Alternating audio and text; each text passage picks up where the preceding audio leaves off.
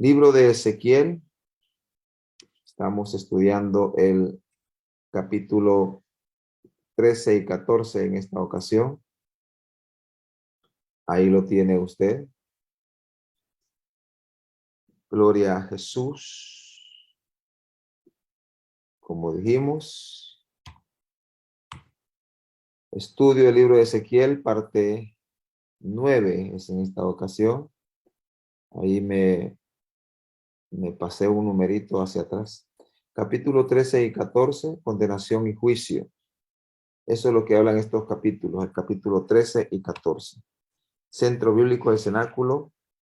Eso somos. Soy el pastor Esaú Pérez. Estamos en abril 2022. Capítulo 13. Condenación de los falsos profetas. Es el título de este capítulo. Los falsos profetas ya existían en el tiempo de Ezequiel. Siempre han existido. Y en ese tiempo abundaban, tal como abundan hoy en día. La gente siempre busca palabra y a veces llegan a lugares donde hay falsos profetas o gente que transversa la palabra de Dios. El profeta Ezequiel se estaba enfrentando a una situación muy parecida y Dios manda un mensaje a esta gente para que pueda recibir prácticamente palabra de condenación por esas falsedades. Esta palabra del capítulo 13 fue y es hoy para todo aquel que habla en el nombre del Señor sin haber recibido profecía de parte de Dios. De esos hay muchos hoy en día. Dios advierte a esta gente falsa a que se retiren de eso, que ya no lo hagan. Dios condena a los falsos profetas que proclamaban que no habría ningún juicio. Como lo decíamos en el estudio anterior, ellos estaban tranquilos porque ya se habían llevado a 2 grupos de exiliados y los que todavía estaban en Jerusalén decían, no nos va a pasar nada a nosotros. Pero Dios les manda una palabra que todavía había juicio y que se alejaran de sus idolatrías. Los falsos profetas hablaban de paz para Israel, cosa que no habría. Paz ya no iba a haber. Y los que todavía no habían sido llevados cautivos, en algún momento iba a llegar Nabucodonosor con su ejército y se iba a llevar cautivos a todos los que faltaban, que eran los habitantes de Jerusalén. Por eso falsos profetas del pueblo seguían sus pecados de idolatría, alejados de Dios. Como les decía, Dios está diciéndole al pueblo, especialmente hoy a los falsos profetas les estaba diciendo, no lo hagan. Y al pueblo le decían, no les crean. Pero el pueblo, toda palabra bonita la recibían, pero las palabras de juicio las rechazaban. Hoy en día hay falsos profetas que hablan en nombre de Dios y Dios nos ha hablado a través de ellos. Y puede verse a veces que son gente creyente, de buen testimonio quizás, ante la vista, pero quizás albergan un pecado en su vida. Debemos de tener mucho cuidado con estos profetas y pedir al Señor que nos dé discernimiento de espíritu para poder identificar a cada uno de los falsos profetas. El apóstol Pablo afirma que los creyentes no se deben dejar engañar por tales profetas. Y aquí lo vamos a leer en Efesios 5:6. Veamos lo que dice Efesios 5:6. Cuando Pablo también ejercía su ministerio, ya había falsos profetas también. Mira lo que dice el 5:6 de Efesios. Nadie os engañe con palabras vanas, porque por estas cosas viene la ira de Dios sobre los hijos de desobediencia. Por eso vino la ira de Dios también sobre Judá, por haberle creído a los falsos profetas. Y Pablo lo vuelve a señalar en Efesios 5:6. Debemos pedir a Dios que nos dé discernimiento de espíritu para identificar a los falsos profetas.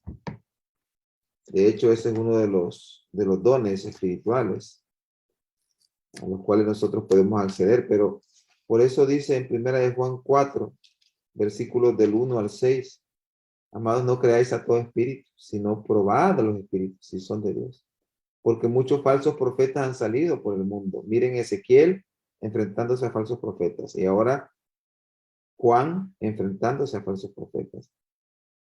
En esto conocer el Espíritu de Dios, todo espíritu que confiesa que Jesucristo ha venido en carne es de Dios. Y todo espíritu que no confiesa que Jesucristo ha venido en carne no es de Dios. Y este es el espíritu del anticristo, el cual vosotros habéis oído que viene y que ahora ya está en el mundo.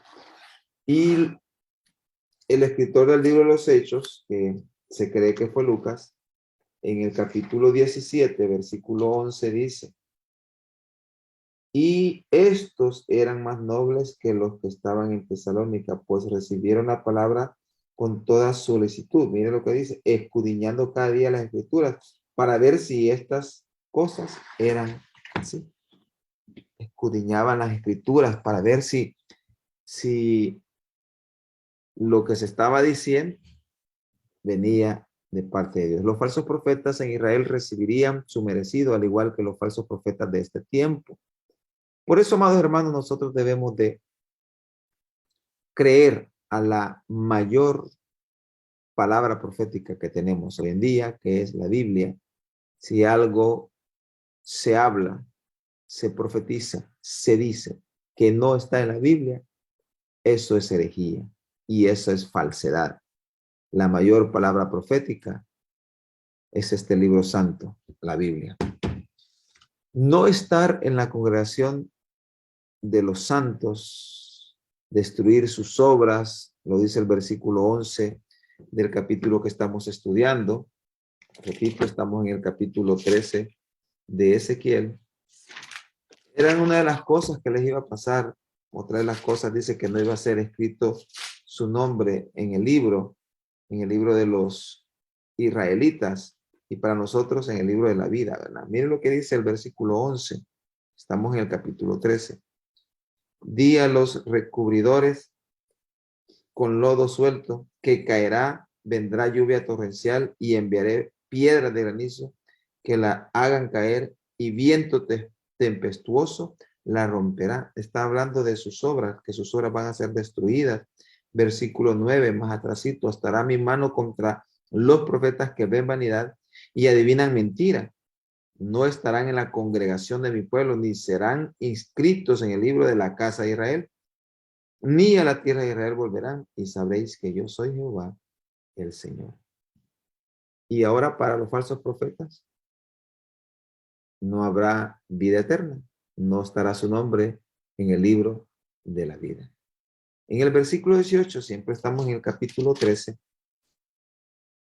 y di, así ha dicho Jehová el Señor, hay de aquellas que cosen vendas mágicas para todas las manos y hacen velos mágicos para la cabeza de toda edad para cazar las almas. ¿Habéis de cazar las almas de mi pueblo para mantener así vuestra propia vida? Aquí se está refiriendo a las mujeres también que hablaban en el nombre de Dios, y las tales no eran profetisas, no hablaban palabra de Dios, eran hechiceras dedicadas al espiritismo, a la brujería. Había ya todas esas cosas y Dios les advierte que serán enjuiciadas. Ningún menjurje, amados hermanos. Cuando digo menjurje, me refiero a que tantas cositas de esto, tanto de lo otro, y si haces eso te vas a sanar. La sangre de Cristo es la que sana. Quizás puede haber alguna medicina que puede ayudarnos, pero no es la medicina, es la misericordia de Dios. Ninguna acción sanadora aplicada a los amuletos el día de hoy debe recibir obra de que por eso hay sanidad. No es que si envuelven al niño en una camisa sudada de un bolo, se le va a quitar el ojo. Perdonen, hermanos. Pueden refutarme todas las abuelitas si gustan a mi chat personal, ¿verdad? Pero ninguna de esas cosas vale más que la sangre de Cristo. Y aquí en este capítulo habían mujeres hechiceras que con vendas mágicas decían se iban a sanar los enfermos, pero eran brujas y hablaban en nombre de Dios. La gloria y la honra son únicamente para Jesús, no para ningún amuleto, no para una acción. No, que por eso el niño ya no tiene pujo porque hice tal cosa. No, es la misericordia de Dios actuando según nuestra fe. Vamos al capítulo 14 y aquí habla un juicio contra los idólatras en la primera parte. Como les dije, los primeros 11 versículos de este capítulo condenan a los profetas falsos y a los que consultan a los profetas falsos antes que consultar la palabra de Dios. Como les decía en el capítulo anterior, la mayor palabra profética es la Biblia. No creamos a fábulas, cuentos, anécdotas, que a mí me pasó esto. Si no está basado en la Biblia, es falso. Repetimos, la mayor palabra profética es la Biblia. Si un profeta no basa firmemente sus profecías en la palabra de Dios, el tal es falso. Por eso Juan dice, probad los espíritus para ver si ese es falso o no es falso. Y todo aquel que va tras lo material, de hecho, es un falso. Antes de consultar a cualquier líder, pastor, profeta, etcétera, debemos consultar la palabra de Dios. Y eso es lo que enojó a Dios, que ellos consultaban a los falsos profetas, consultaban a las hechiceras, antes que consultaran al Dios mismo, porque Dios estaba ahí con ellos. Pero no buscaban a Dios, sino que consultaban a los falsos profetas, a brujas, a hechiceros, antes que acercarse a Dios. Y por eso la ira de Dios se encendió contra el pueblo de Judá. Hay que tener cuidado, porque la ira de Dios se puede encender en contra de nosotros, si nosotros también andamos con estas cosas que andaba el pueblo de Judá. Dios tiene palabra para cada situación en la Biblia. Oiga bien esto. En la Biblia encontramos palabra para cada situación de la vida diaria. El pueblo de Judá había puesto en su corazón ídolos. Lo tal enojó a Dios, por lo que Dios se negó a guiarlos. Mire qué terrible esto. El hacernos ídolos. Nosotros, quizás los creyentes, no hacemos muñequitos, ¿verdad? Ídolos, así, imágenes o esculturas en yeso. Pero muchas veces tenemos ídolos en nuestro corazón, tal y como Judá lo tenía en ese tiempo. Le damos más importancia al trabajo, al estudio, antes que a Dios, a nuestros hijos, quizás a nuestros cónyuges, novia, antes que poner a Dios en primer lugar. Y eso es lo que enojó a Dios, y por eso Dios ya no quiso guiarlos.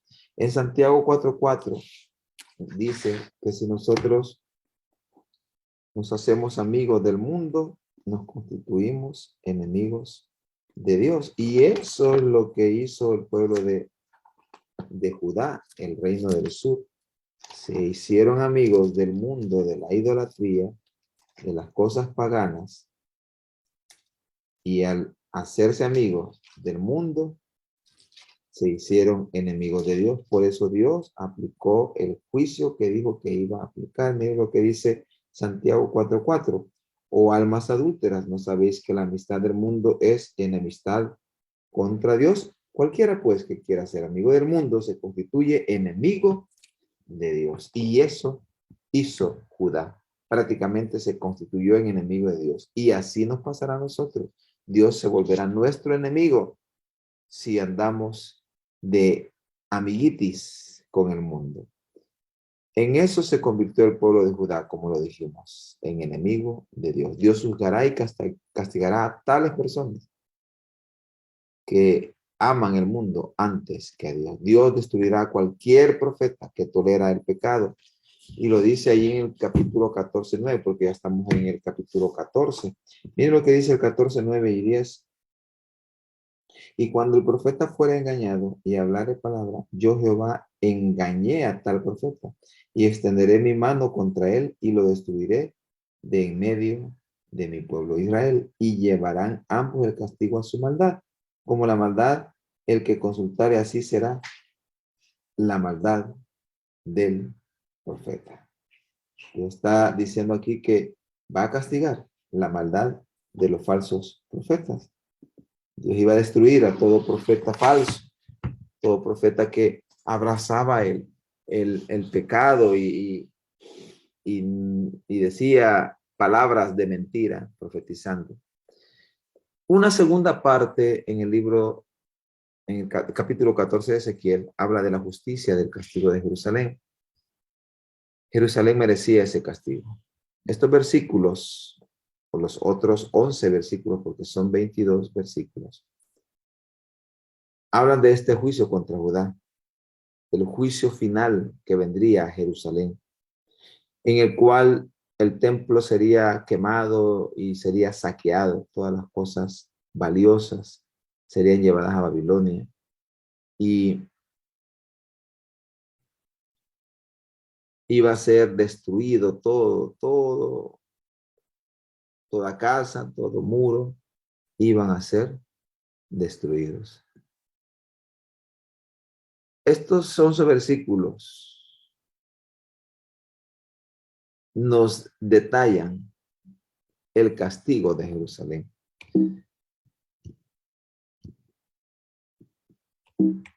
La gloria sea para Jesús. Ya se nos trabó esta cosita. Ni grandes hombres justos como Noé, Job o Daniel, dice el Señor ahí en este capítulo, iban a poder interceder. Ni aunque ellos estuvieran presentes, podrían interceder o salvar a su propia familia. Miren lo que dice el versículo 14. Si estuviesen en medio de ella estos tres varones, Noé, Daniel y Job, ellos por su justicia librarían únicamente sus propias vidas. O sea, la vida de Noé, Daniel y Job, ellos podían salvar su propia vida, dice Jehová el Señor. Es decir, no podían salvar a Judá ni a su propia familia por el pecado que había en ellos. Ningún gran hombre de la Biblia podía interceder, porque el pecado era tal que habían enojado a Dios, habían encendido la ira de Dios. Las oraciones justas de hombre de Dios no pueden salvar a un pecador. El único que salva se llama Jesucristo, porque Él dio su vida en la cruz del Calvario para salvarnos a todos nosotros. Únicamente un pecador arrepentido podrá ser salvo por la sangre de Cristo. Usted y yo lo creemos. Al igual, un padre por su hijo o un hijo por su padre no podrá interceder y salvar con sus oraciones el uno por el otro. Ahí faltó la palabra de Dios. No podrán interceder, no podrán salvar el uno al otro. La salvación es individual. Como en este caso que estaba sucediendo con el pueblo de Judá. Nadie podía interceder por nadie, solamente el justo, el remanente, porque la Biblia lo dice, porque Dios siempre apartará y guardará a los que se mantengan fieles a Él. Los guardará. Quizás van a padecer un momento, pero los apartará siempre para Él. Igual que en Judá hoy en día hay un remanente fiel al Señor. Que usted y yo seamos de ese remanente fiel. Esforcémonos para ser de ese remanente. La gloria y la honra sean para nuestro Señor Jesucristo. Oramos para dar gracias al Señor por esta bendición, por esta parte del estudio de la palabra de Dios que hemos llegado a su final. Señor, gracias. Exaltado y glorificado sea tu nombre, Señor. Hemos llegado al final, Señor, de esta parte de estudio de tu palabra, Señor, de la parte del libro de Ezequiel, Señor. Gracias, Señor, porque una vez más nos está advirtiendo a través de este estudio que nos alejemos del pecado, que nos alejemos de la idolatría, que dejemos de andar siguiendo, Señor, a líderes falsos, que solo nos dejemos guiar por tu palabra. Gracias, Señor. Ten misericordia de nosotros y guíanos, Señor, que la ira, Señor, se opaque, la ira que pueda ser encendida, Señor, la ira tuya hacia nosotros, que se opaque, Señor, por la sangre de Cristo. Y ayúdanos, Señor, a mantenernos fieles. Bendito y alabado sea tu nombre, Señor. Amén.